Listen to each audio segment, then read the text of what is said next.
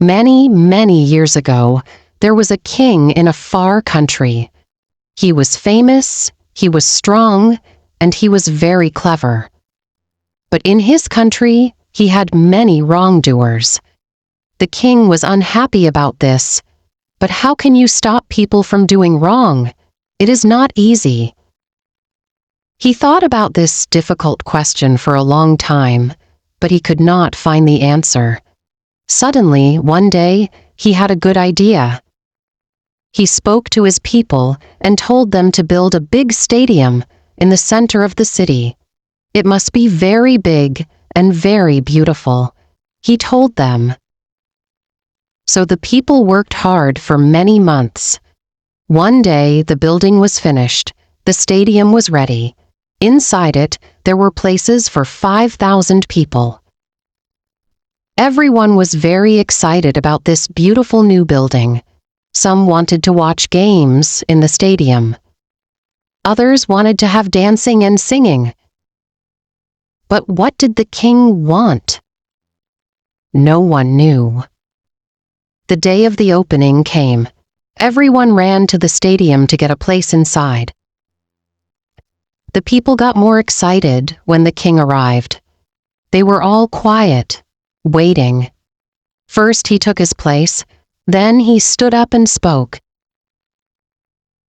"My people, my friends," he said. "Firstly, I want to thank all the workers for their good work. We now have a beautiful stadium, and it is very well built. Secondly, I know that many of you want to see games and dancing here. But this stadium is going to be different. It is not going to be a place for having a good time. It is going to be a place for wrongdoers. If one of you does something wrong, we are going to bring him to this place. There, he must stand in the middle of this stadium in front of us all.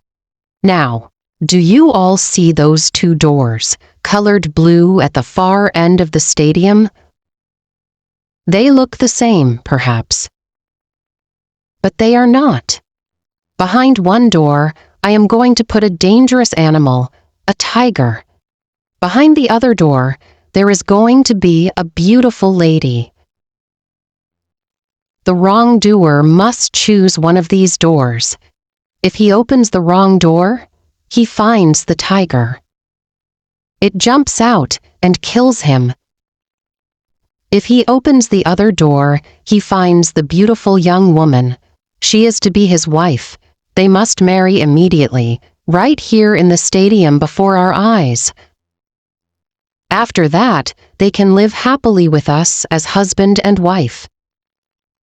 So each wrongdoer must choose very carefully. Before he chooses, he and we cannot know if he is going to live or die. As soon as he opens one of those two doors, we all know immediately. That is my idea. So tell me, my friends, is it a good idea or is it not? It is good. O King, it is very good. The people answered, but they were quiet. They were afraid. Thank you, said the king. Now go home. Come to the stadium again at the same time next week. Then you can watch the first wrongdoer make his choice. Every week from now on, a different man is going to choose, to live if he is lucky, or to die if he is not. From that day, the people came every week to the stadium to watch a different wrongdoer. Sometimes he opened the right blue door and the beautiful lady came out. Then there was singing and dancing. Everyone threw flowers down to the lucky people and went home happily. But at other times, the wrongdoer opened the wrong door. Immediately, a big tiger ran out into the stadium and jumped on the unlucky man. In a few minutes, the tiger killed him in front of all the watching people. When he lay dead in the center of the stadium, the people went home sadly. They took their flowers with them. It is interesting that in a short time, the number of wrongdoers in the country got much smaller. No one wanted to stand in the middle of the stadium and make that difficult choice. Now, there is another important person in this story. The king had only one child, a daughter. She was very beautiful. She had green eyes and long red hair, and she moved as quickly as a cat. She was too strong and clever, as strong and clever as her father. She did not smile often. But when she smiled, people were happy. When she was angry, everyone was afraid. They knew that at those times she was a very dangerous young woman. Her picture was in every home. Men, women, and children followed her when she went walking in the streets of the city. They waited to see her famous smile, and sometimes they were lucky. One day she was out walking in a city park when she saw a young man. He was a gardener, and the park was where he worked. He was very good-looking. He was tall and strong. He had dark blue-black hair and a dark mustache. When he laughed, you could see his beautiful white teeth. The king's daughter stopped and looked at him closely. She thought that he was the most beautiful man in the world. She began to talk with him and liked him more and more. The young man could not understand. Why did the king's daughter want to talk to him? He was not important. He was only the king's gardener. But he could not take his eyes off her. As soon as he looked into her big green eyes and saw her smile, he was in love. But he knew that this love was very dangerous. He was not a rich man, not from a rich family. He could never marry the daughter of the king. But the two young lovers knew that. They must meet again. They started to meet every day, at times when no one could see them. Every day their love was stronger and stronger. They were very happy. Then one day, the king found them together, there in the city gardens. His daughter was in the young man's arms. The king was very, very angry. He called his men. Immediately, they took the young man away and shut him in a dark, dirty room. They gave him only bread and water to eat. Now the king's daughter could not see her lover any more. The young man lay in the dark. He knew that he was a wrongdoer and in much danger from the king.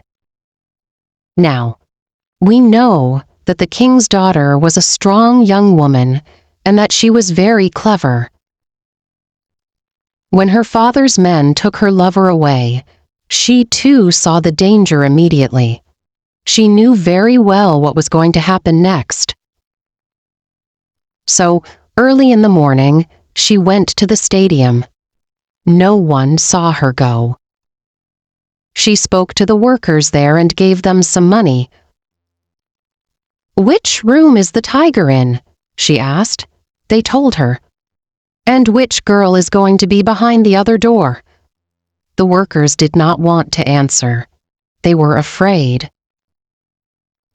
"I must know," said the king's daughter. "Who is she?" "She is the daughter of your father's driver," the workers answered. The king's daughter knew her well, a young and beautiful girl with rich brown hair, but the king's daughter did not like her. She began to think hard. If my lover chooses the wrong door, he dies. But if he chooses the right door, he marries this cheap little thing, this driver's child, and I lose him to her, so I too must choose. That afternoon, the king called all his people back to the stadium again. His men brought the young man from the dark room. There he stood, in the middle of the stadium, tired, hungry, and afraid. The king sat in his place above the people, and his daughter sat next to him. She did not move. Her face showed nothing. Then the king stood and spoke to his people. "You all know this gardener, my friends, and you know why he is here. He was the lover of my daughter. For many weeks I did not know that, but I know it now. What happens to a wrongdoer in our country? That too we know. He must choose, the lady or the tiger. If he opens the wrong door, he must fight the tiger. If he opens the right door, he must marry the lady. So now choose, young man. Choose very carefully if you want to live and not die." The young man stood quietly and listened to the king's words, but his eyes were not on the king. They were on the face of the king's daughter. She had no smile for him today, but he looked at her eyes. Her eyes told him something. She looked down quickly at her hand. Then she looked up again. He saw her smallest finger move a little to the left, and immediately he knew. The door to open was the door on the left.